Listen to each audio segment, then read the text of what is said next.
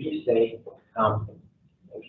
hey, we're going to wait a few more minutes before we get started. We just want to see if the sound comes through.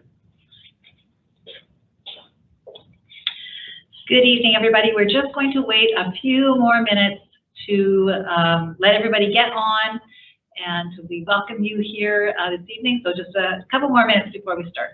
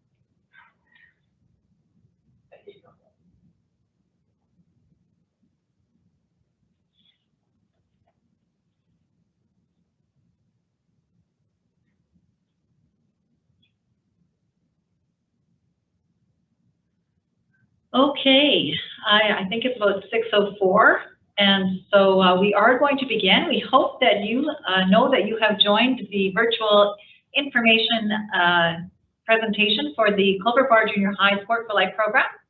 And I would like to begin by welcoming you here this evening. My name is Colleen Alpern. I'm the principal of Clover Bar Junior High School, and we are super excited to have you join us this evening because we have a fantastic program to offer you in Sport for Life. And so we want to take this time this evening to answer any questions that you may have about it and to direct you to information about registration and just to brag a little bit. So welcome, and I'm going to now turn it over to our two phys ed experts, Braden Cooney and Sarah Herring. Will be speaking to you this evening about all of the details. So thank you once again, and enjoy your evening.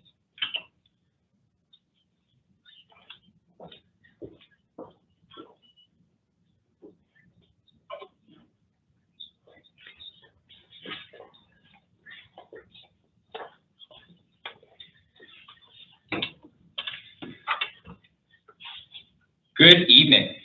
I'm Braden Cooney. And I'm Sarah Herring. We are going to go maskless. I've been keeping up with my rapid test, so we are negative today. We just want you to say hi and you get to see our faces tonight. So before we get going, if you navigate to the top right-hand corner of your screen, you will see the Q&A thought bubble and question mark where you can be putting your questions in. We will be answering the questions at the end of our presentation.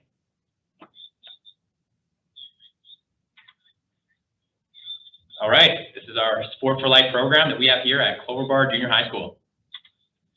As we mentioned, I am Braden Cooney. So this is my 5th year teaching here at Clover Bar. I teach phys ed, Sport for Life, and science. I've been involved with sports my whole life. Currently still playing hockey, done some football, love to ski and snowboard. And I've even done things like train for a triathlon and run a marathon. And I also enjoy a lot of traveling. I like that throughout my life and lifestyle, I get to choose a lot of active options, and I have the most fun when I'm doing a lot of active things. So I love that I get to teach Sport for Life program here at Clover Bar. I'm Sarah Herring, and a little bit about my sporting history. I grew up playing lots of different sports through the school system up to high school, and then after that, I went on to play varsity, national, and international level rugby. Nowadays, I am firmly retired, and I like to keep active outdoors, biking and cycling and hiking and walking with my dogs in the gym and coaching a bunch of different sports at different levels. I love the Sport for Life program, and I think I bring to it a great transition from elementary to the junior high level for our students, and a little bit of experience and insight on what higher level coaches are looking for in young athletes. Awesome. Oh, I also like mountain biking as well. Ton of fun. Fun. All right, so what is the mission of our program? So in short, it's to have students have the skills and be set up to be active for life. So we based the program off the Canadian Sport for Life model, and then we kind of built it up from the ground up for here and how we apply it here at Clover Bar School. At the center of our program is the concept of physical literacy, and it's the confidence, comprehension, competence, and motivation to participate in all aspects of a healthy, active lifestyle. The idea being that a physically literate person could join any activity and feel comfortable and skilled in that environment. A physically literate person could become a person training to be an Olympic athlete, or it could just be a person wanting to be active and fit for the rest of their lives. It really looks after each of our students' body, their mind, and their heart. How we actually put that into our program is a constant cycle based on trying new, exciting, different activities. So that's where we started at. We take the kids to somewhere new, they love it, they have a ton of fun, they come back excited and engaged for the next go. That motivation to return, that confidence in trying new things, makes their time on activity all that much more purposeful and engaged. The amount of time that we get to spend in these activities builds their physical competence. We repeat fundamental movement skills in so many different ways that even every athlete in our class improves immensely. Once we build that skill platform and we've got them all performing at a level, then we get to dive into the knowledge and understanding. This could be tactics, this could be mental skills. For example, we look at, okay, how are the invasion strategies of handball and basketball the same, and how could we then apply that to football? Or we look at things like goal setting and visualization and different performance management strategies. But at the heart of it really comes down back to our activities and all the different things that we are going to try. Awesome. So here's kind of a word wall of things that we kind of do. And if you take a look at the size and emphasis of the words, based on what Sarah was talking about, the physical literacy, it kind of all starts around fitness training and gymnastics, with some rock climbing, swimming, and biking in there as well. So fitness training and gymnastics, students are building fundamental movement skills that they then can apply in all of the other activities. So if we're planning kind of a month-by-month field trip schedule, we're doing one of these probably 2 to 3 times per month, so that we're building those fundamental skills. So then the other half of the trips, we're doing a bunch of recreational facilities that are close to Clover Bar School that we can get to in our 2-class period, and we apply those skills and develop them further. We also try to do one big ticket item per month. So something really fun, high engagement, maybe something that we book sub and do a half-day field trip or a full-day field trip for, a little more expensive, a little more exciting, something that really draws the kids in. We did the Snow Valley Aerial Park to start this year. That was our first big field trip of the year, right in September. Got the kids really excited kind of for field trips moving forward in our Sport for Life program. Anything to add? Oh, no, what are our other big ticket items we've done? We've done combat archery. I took my first group skiing at Sunridge today. Yeah, skiing at Sunridge, that's a good one. Yeah. This is really designed to be a 3-year program. Fundamental movement skills and physical literacy take time to develop, and we love to see the growth in our kids from year to year. Though we may go to the same locations in different years, the skill focuses are always different. For example, once we have the skills to go lake canoeing, the swimming, the safety, we're there ready to go. In grade 8, we might try a river canoe, and in grade 9, we might be on a paddleboard or in a kayak or in moving water. Okay. For our fitness training, in grade 7, we really emphasize body weight exercise, trying to get kids sound mobility, sound fundamental movement skills, so that in grade 8, when we grow to more gymnastic movements, plyometric movements, they've got that foundation there. And then finally, when we hit grade 9, we can really start looking at weightlifting as their peak height velocity is at the appropriate stage and age range. All right, here's a quick video that we are going to play now. Quick disclaimer, some of these pictures are quite old, pre-masking guidelines. So you might see some unmasked kids in there. Also, despite us planning all these field trips, going on these great field trips, we often forget to take pictures and videos at some of our awesome field trips. So this is just a limited view of what our program is offering this year here at Clover Bar School.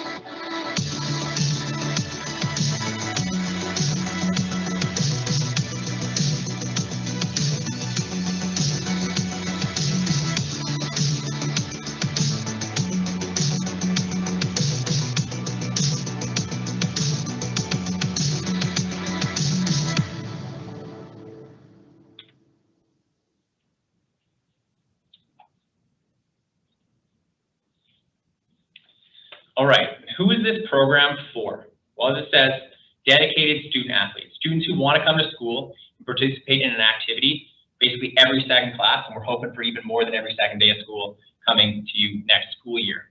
I've taught the same group through grade 7 and now half of grade 8. So I'm going to share a couple kind of stories and what I've kind of noticed through now 18 months of teaching the same group and watching them develop from fresh out of grade 6 through to now halfway through grade 8 year. So we talk about physical literacy, and that's our first big thing that we assess in Sport for Life and one of our big categories. So my kind of big story on this is we had a student who in grade 7 was an I can't student. I can't do this, and it was a problem every class. We couldn't do the activity. We biked at the beginning of the year, and this student did not make it out of Clover Bar's parking lot, but through training, practice, and work all year, we ended up culminating the year by biking all the way from Clover Bar into Edmonton through the River Valley, and actually all the way until we had a nice view of downtown. Did a bunch of activities on the way and got home. So that's talking about that physical literacy. We're trying to build that so that students have those competencies, so they are confident and they can pursue those bigger activities. Whether it's biking or something in sports, we're hoping to build those competencies and confidence so we can do more activities. That student this year is kind of a try first student. Tries everything first before making a decision about whether they can do or succeed or have fun during that activity. So it's a huge change in physical literacy. The other big thing we look at here at school is quality sport. So another category that we assess here in the program, and how that's kind of reflected over the few years here is we do some sport-based stuff, we do the fitness training, and now I have a lot of students in grade 8 who are on senior teams, junior teams, and they are leaders on those teams.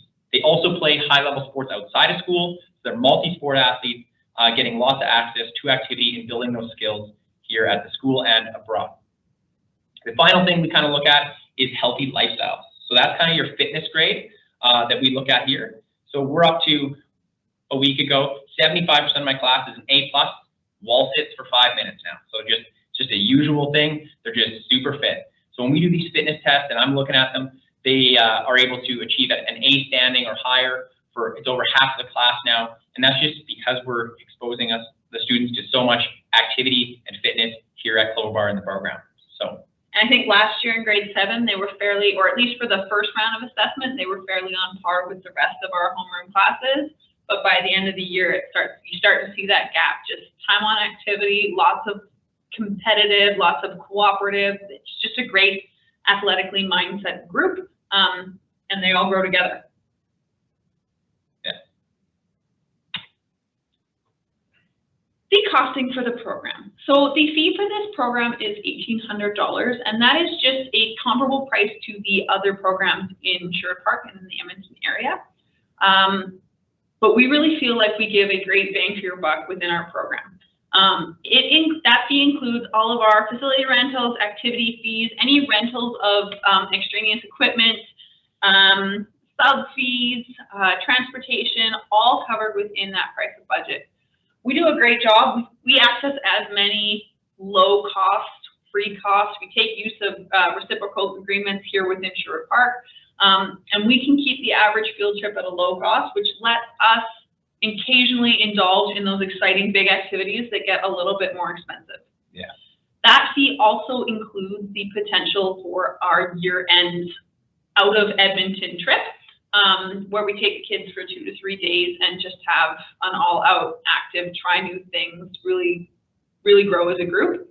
And of course, the program is cost recovery. What that means is any funds not spent at the end of the year will be returned to you in full. At the start of the program with registration, there is a $250 deposit due. After that, all the payments up to the $1,800 can be organized to be monthly checks, post-dated checks, monthly withdrawals. We've got lots of ways that our business office can help support making that fee realistic for your student and your family. Yeah, Sarah's being quite vague on this year-end trip because we're trying to not release details to our students this year. No spoilers. We're keeping that wrapped a little bit. So how to apply? So you made it to the meeting tonight. So on the Clover Bar website, when you click on where you found the meeting, there's also information about the application. You can also go into the Q&A section of this meeting and also find links to a place to ask questions and also the application form. Once you've completed the application form, you will email it to grant.fittis@eips.ca. You didn't meet Grant tonight. He's the assistant principal here at Clover Bar, and he is the man behind getting this program going. So email those applications to Grant Fittis.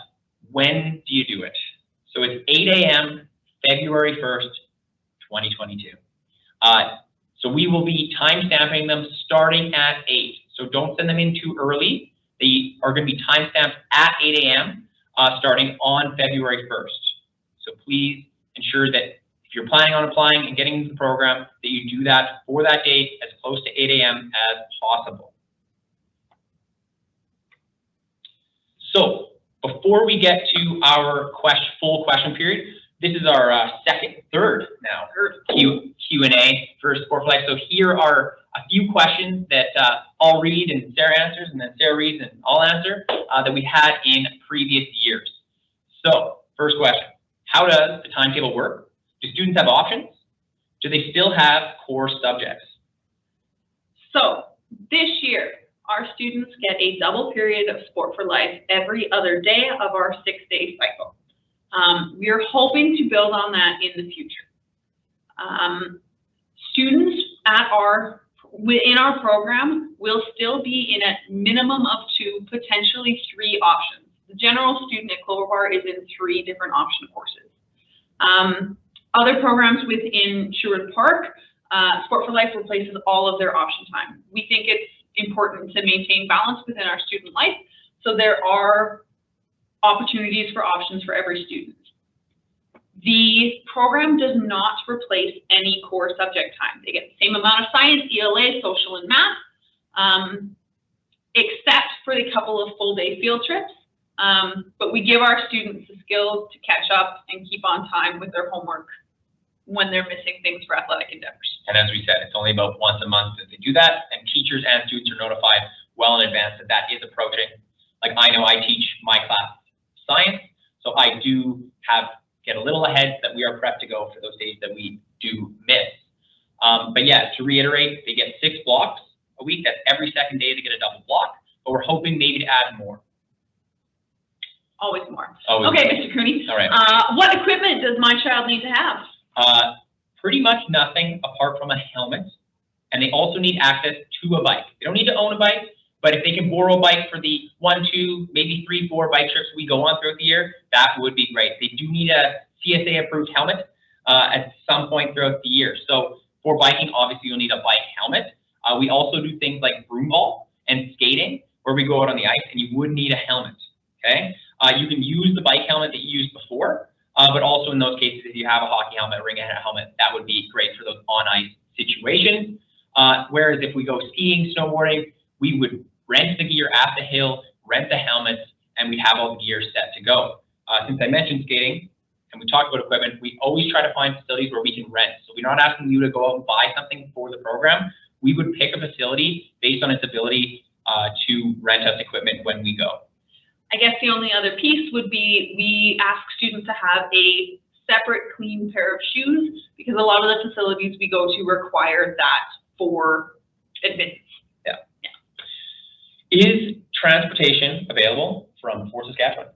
Sure is, except it needs to be coordinated through the division and the external transportation fees would apply. But we do have Fort Sask. But we do have. I have at least 2 in my group. Yeah. Are there any acceptance criteria, or is it first come, first served? It is first come, first served. February 1st, 8 a.m., not earlier, 8 a.m., February 1st. But there's no acceptance criteria coming out of grade 6. We might bug our grade 7 and 8 students that there's some acceptance criteria to grade 8 or 9, but there is no acceptance criteria.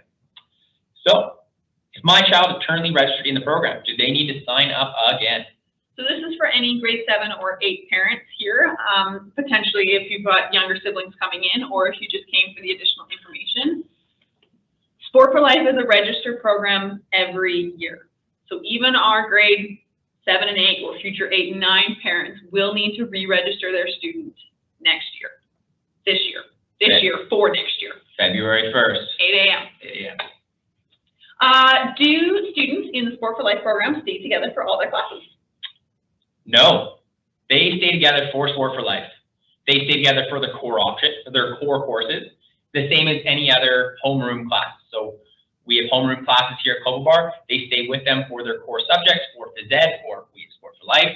And then for their option classes, it is a mix of the entire grade. So they'll get to, if they have outside friends at Clover Bar, they get to see them in options then, as well as they get to see their outside friends at lunch, at break, before, after school, all that good stuff. Awesome. And they're going to make great friends in the Sport for Life program. Oh yeah, that's something I didn't mention. The friendships in the program. It's really grown, like from 7 to 8, like the friend groups have just kind of expanded. It's really good to see. Okay, so we're going to start answering some of the questions that we've received through the live Q&A. If you have anything, please go ahead, feel free to enter it there and now so that we can take a peek. Hang on, breaking news from Colleen Alpert. All right, Colleen is coming back in. I'm gonna say. Hi there, I'm so sorry to interrupt. However, there is a link in under the chat Q&A box that is posted with this presentation, and that link goes to a form. We are trying to collect your contact information so that if you have any questions, we can get hold of you if there's any updates or anything like that. So if you could please try and find that. It's the very first link, and it says, starts with the URL that starts with forms. So if you could check that out and fill it in, it would be really, really helpful to us. Thank you. Perfect. So filling out the form at the very beginning of the chat, and also putting any questions in the chat. We will need a minute. We have Grant Fittis down in the office setting up our questions. So we're going to toss on some Sport for Life apparel. Yeah. And then we will be back in about 30 seconds to answer some questions. So stick around.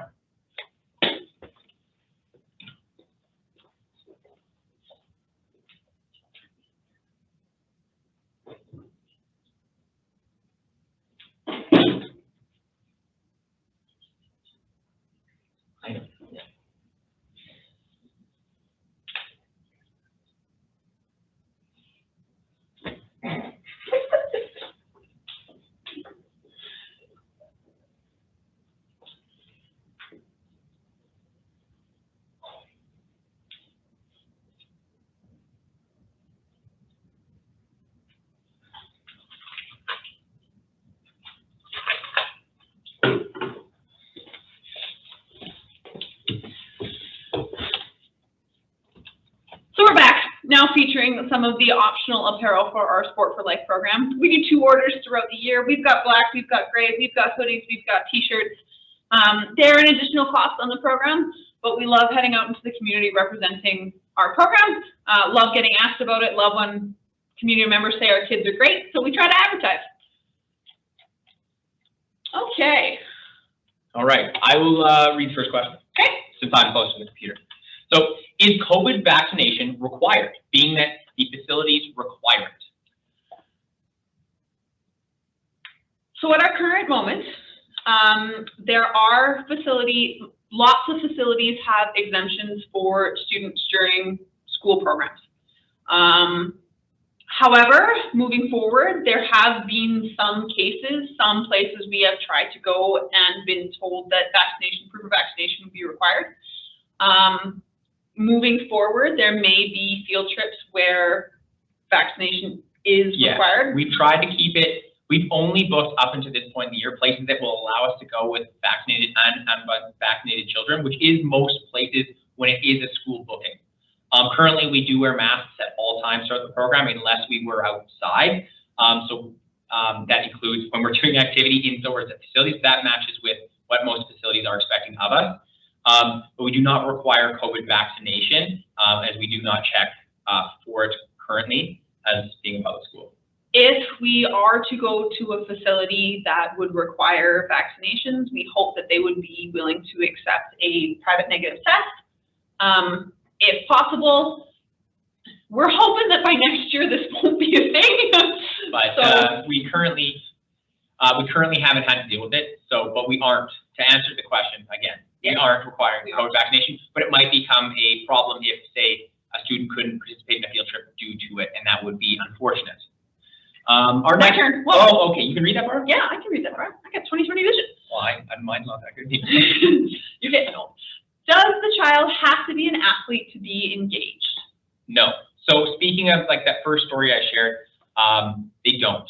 So we do have some high-level athletes in the class that are very interested and athletic, but most of the activities we do are individual pursuits. So when we go to a facility, we are participating in an activity, but each individual student is completing the task. So all students are engaged at most times. When we do more of our sport-based classes, we try to pick our teams and have it function as well as possible so that it's engaging for all students when at all possible. Not all of our students are athletes, but all of them love to be active. All right. Thoughts on benefits of a student transferring in at grade 9? Interesting. Should I answer this? You should. I teach grade 8. Depends.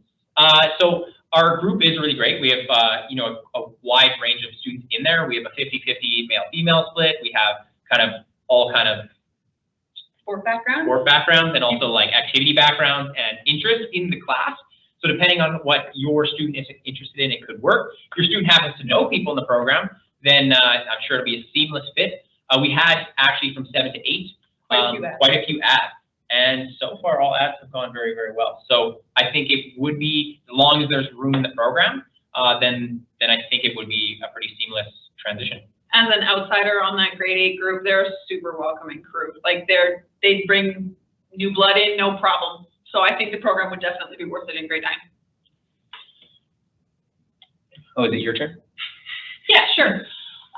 Do the kids still get to take other options as part of the curriculum? Yes. So right now they are allowed to take just as many options as every other student. So that is 3 options per semester, 6 options per year. So 6 different options.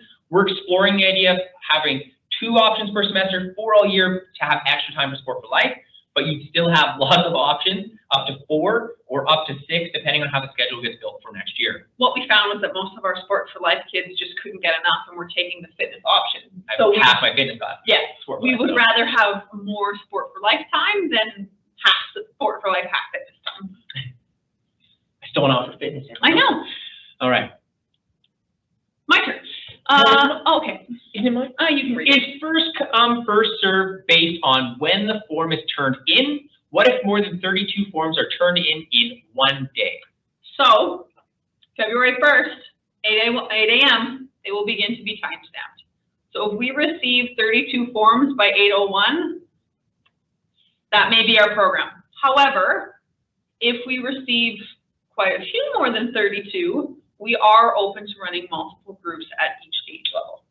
So that would make Grant Fittis very happy. Very happy. If we ran 2 at every grade level, he would be very, very happy. So yeah, hopefully if we're over 32, we're well over 32, and that does give us the option to maybe have more. We want to teach it. Yeah. Bring it on. Are the students with the same group all year? For Sport for Life, yes, they are. So Sport for Life is a full year program where that is their homeroom. So we have homeroom numbers. So in grade 7, it's class 71 is the Sport for Life class. In grade 8, it is class 81, and that is the Sport for Life class. So that's the class they go to their core subject with, and that is their homeroom class for the entire year.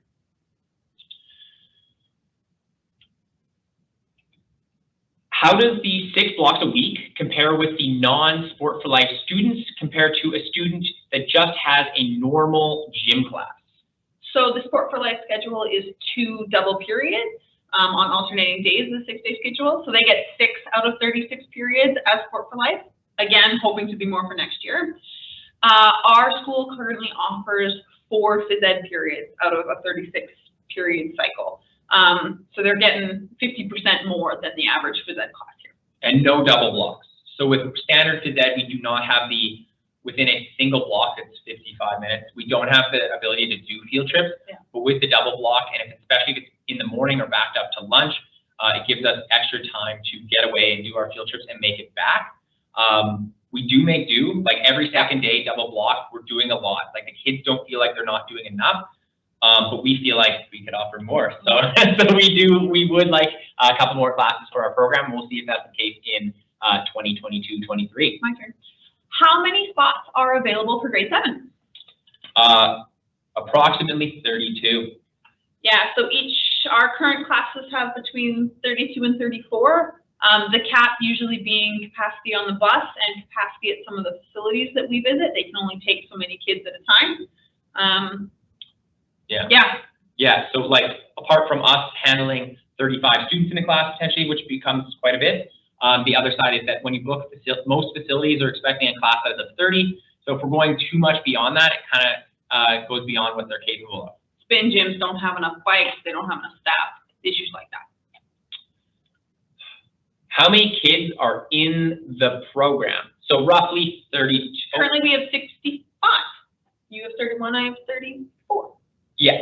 So roughly 65, with that rough point of 32 per grade level, with hopefully my group going to grade 9 next year. So we'll have 3 grade level, 1 at each grade level, maybe 2, depending how many of you are out there. How soon after February 1st might a student know that they are accepted into the program? Oof. Do you have an answer to that one? I don't have an answer for that. That is a Grant Fittis question. That is a Grant Fittis question. We will circle back to this question. Hopefully Grant can give us the information while we're going. He's listening to it. He's listening. Oh, are all Sport for Life programs in the school timing or out of school timing?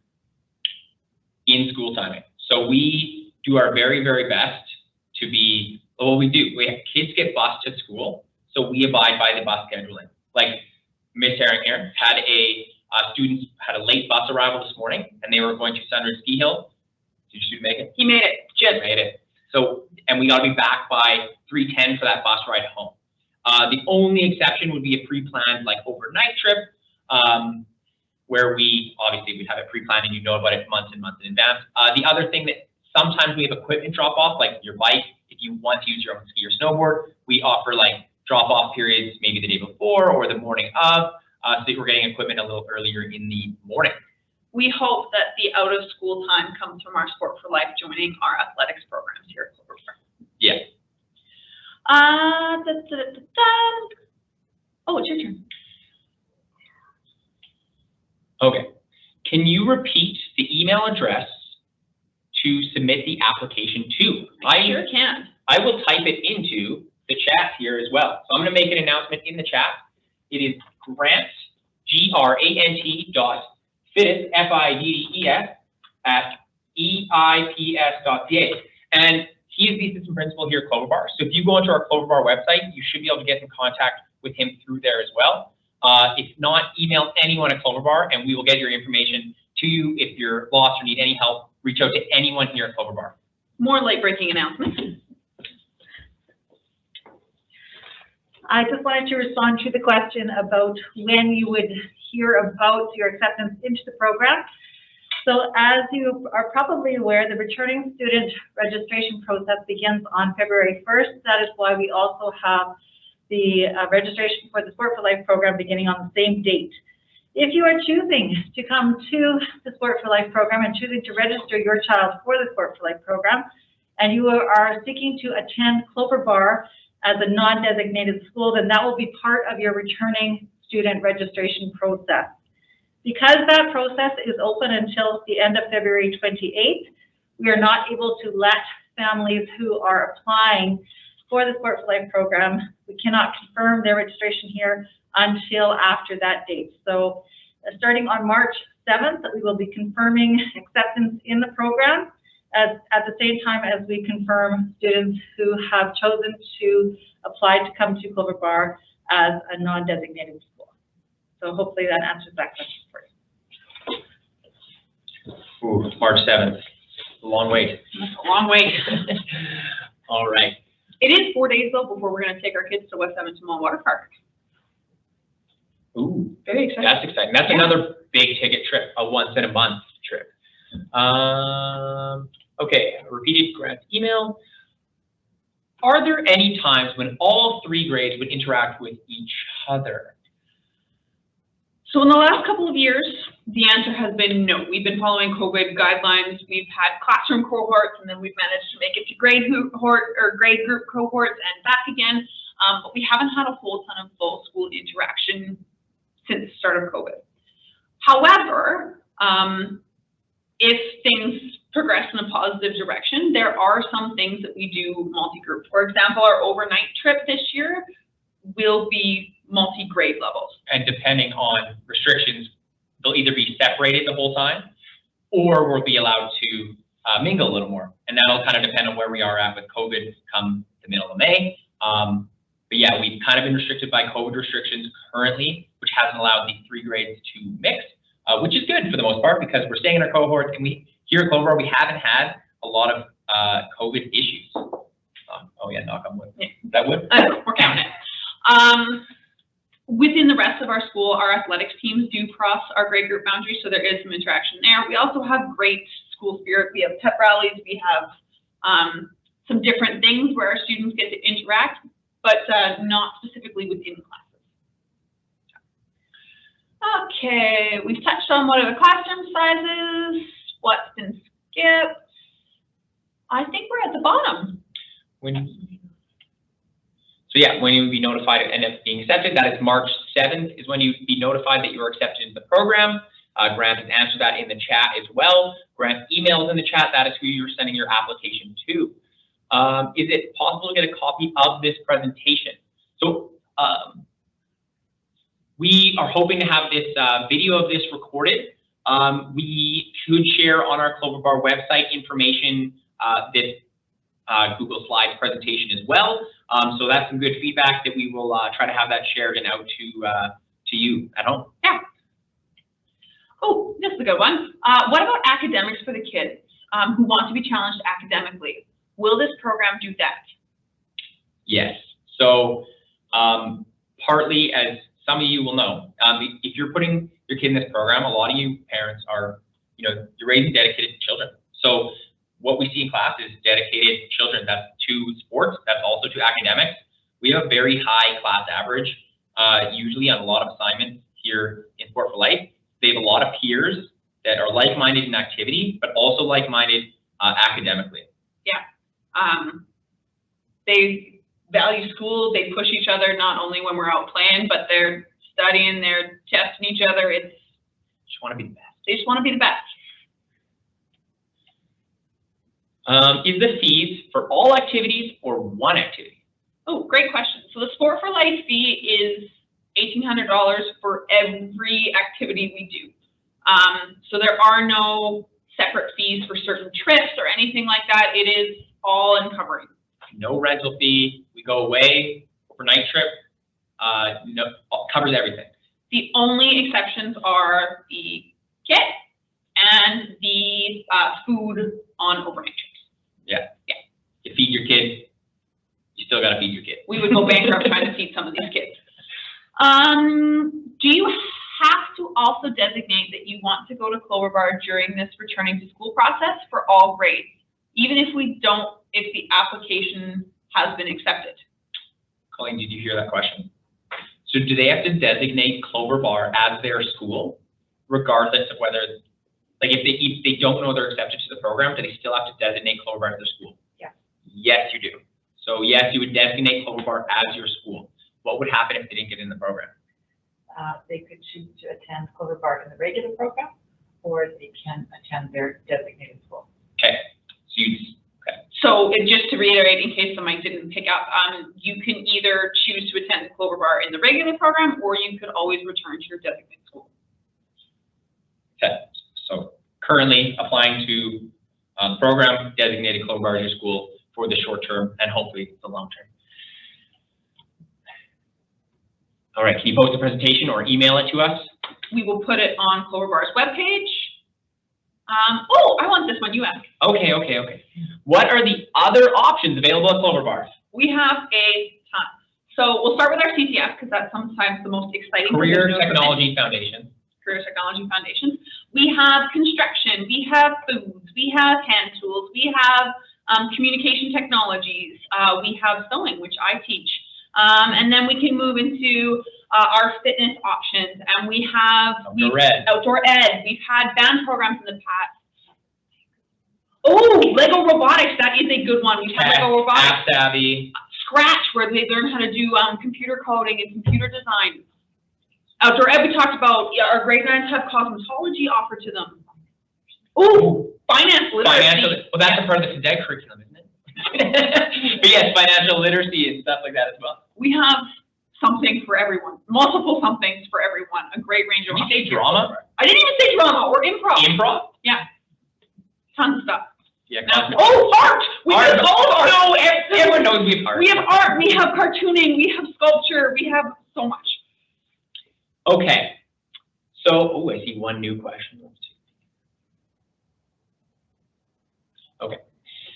So I believe that is all of our questions currently. We are going to hang out here for another minute or two.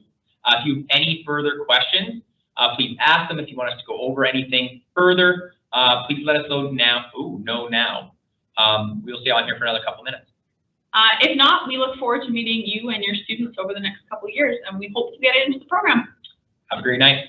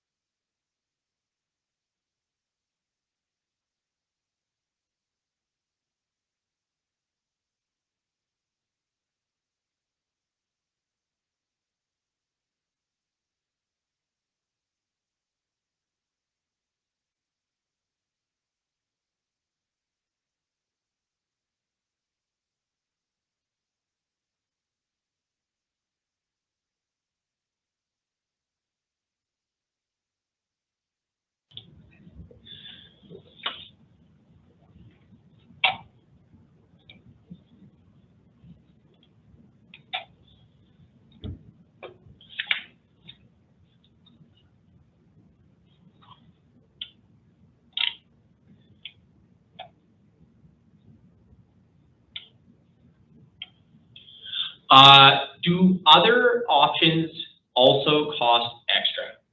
Depends on the option. There are several options that are low to no fee, $10 or less. There are options that have a slightly larger fee associated with them. Our fitness options, for example, have some field trip costs. There are options that are low budget, but then there are optional field trips that add some additional costs, Right. So like outdoor ed. Outdoor ed is initially more affordable, but then if you go on all of the outdoor ed trips or an overnight trip, then it becomes more expensive. So those are optional. Other things optional, like a Clover Bar ski trip as a whole, but you kind of have a choice of how much options will cost. As with our program, they are also cost recovery. So like an example, I had a field trip canceled in fitness due to COVID. The students didn't come back after Christmas on time. So that money I did not spend. So it's same as our program is cost recovery for any instances where it doesn't all get spent, but they do cost extra depending on the option. Yeah, ranging from nothing to a bit. Can you repeat how to register? What is the max number of kids you can accept in the program per year? How do you apply? Is there a form? So if you scroll all the way up to the very top of the live Q&A, there is a link to the form. That link is also on our webpage where you access this meeting today. On that form, you've got to print it out, got to fill it out, and then you're going to submit it February 1st, 8 a.m., sent back to the school. We are going to post this presentation, the video and the slides presentation, so you can get that information as well if you can't get it all down right now. But yeah, if you scroll all the way to the top of the chat, you will see the link to the form. There's also a question form if you want to ask questions directly, not here in the chat. But yeah, February 1st, so that's Tuesday, 8 a.m. And we timestamp starting at 8 a.m. So if you submit too early, it's not okay. We'll only start accepting at 8 a.m. and then timestamp the first 30 to 35 students through. Numbers a little flexible. We target 32, but it's a little bit flexible. Unless 60 of you sign up. Then we would try to offer 2.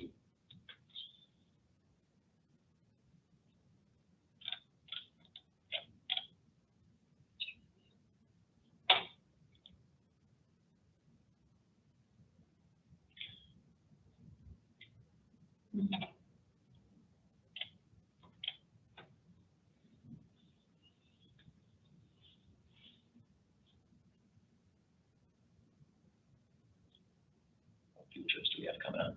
Oh, what field trips do you have coming up? Well, I go cross-country skiing on Monday. I went cross-country skiing. You already went cross-country skiing. What else do I have next week? I go back to Sunridge.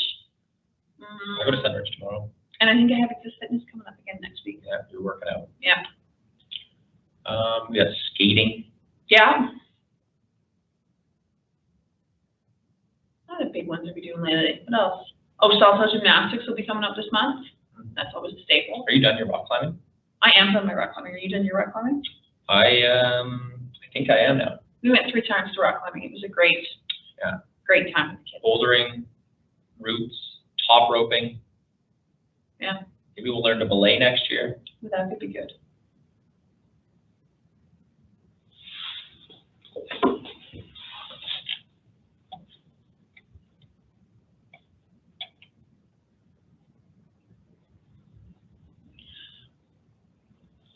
I see a question in the new chat about, so is it possible to get in for 1 year and out of 3? Generally, the students that are in the program continue in the program. You still have to apply by February 1st, but the students who are in my grade 7 class are in my grade 8 class, the ones that apply. So that, yeah, it'd be strange for you to apply out of boundary to come to our school and us to turn you away in grade 8 after being in it for grade 7. So the idea is that once you're accepted in the program, that we hope to keep you going through as long as you apply to the program from year to year.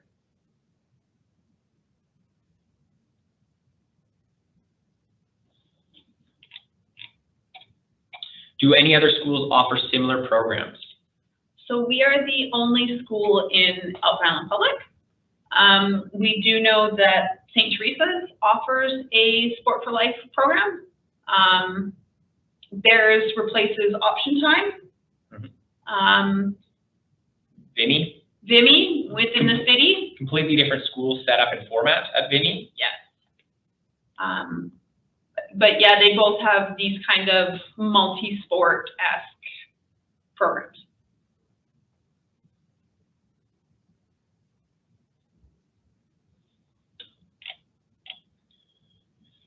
Are the programs full this year?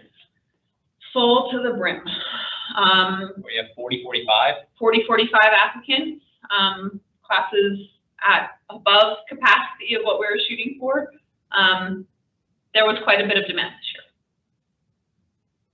Yeah. Yeah. We love it. Yeah.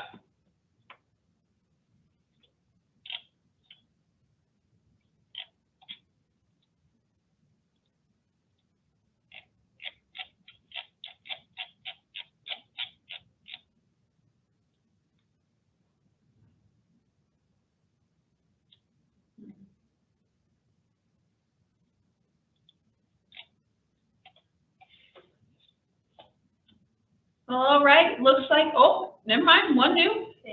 Sorry, I'm excited.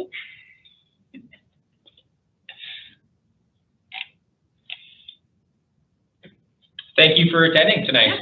Yeah. Look forward to not talking to you through a webcam one of these days.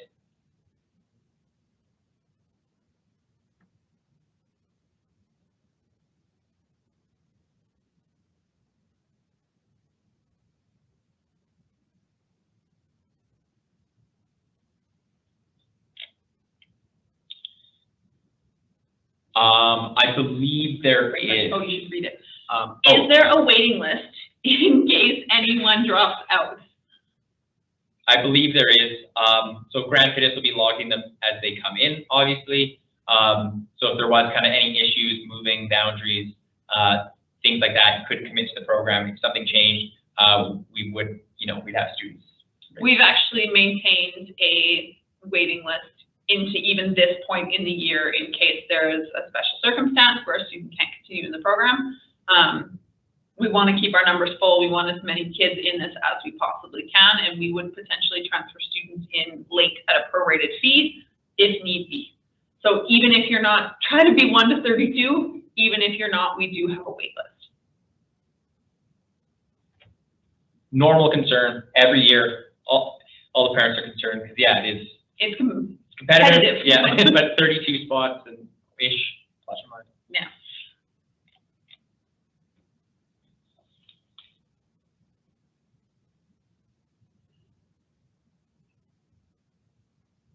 Oh, did I tell you my great skiing story from today? Your great one. My great one, yeah. I had a student who had never been skiing before, ever. And he got on them and he was really nervous. Like, it was the first time the student had looked at me and been like, I'm a little worried. And we got them on their skis and they shuttled them over to the magic carpet and they got them up the bunny hill and he went down and at the bottom of the hill, he's like, this is just like skating. Yeah. And by the end of the day, he was pro. It was great. I'm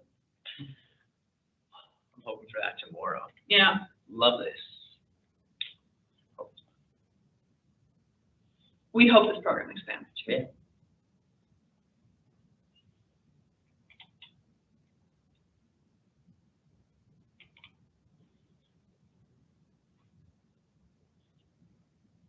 Alrighty, it's looking like the questions are starting to slow. Any questions awarded in the live Q&A will be answered via chat or email. Great getting to know you. Yeah, take care. Have a good night. If you have further questions, yeah, just put them in the chat.